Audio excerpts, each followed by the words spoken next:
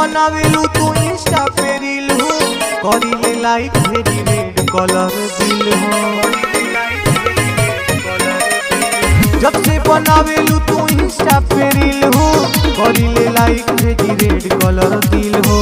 Short video के हो दीवानी, एगो बात हमर मनबू का, हम तोहर बन जाई हीरोआ, तू हीरोइन हमर बनबू का।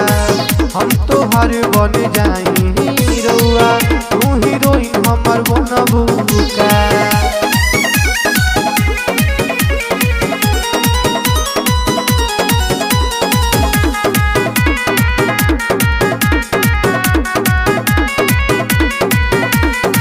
ओहनी के सुना गोरी नया नया ड्रेस हो, मीडिया पर दिखावता फेस हो। ओहनी के सुना गोरी नया नया ड्रेस हो, इंस्टाग्राम पे दिखावता फेस हो। वायरल भइला के बाद हमरा के गोरी बोला तू पहचानबू का, वायरल भइला के बाद हमर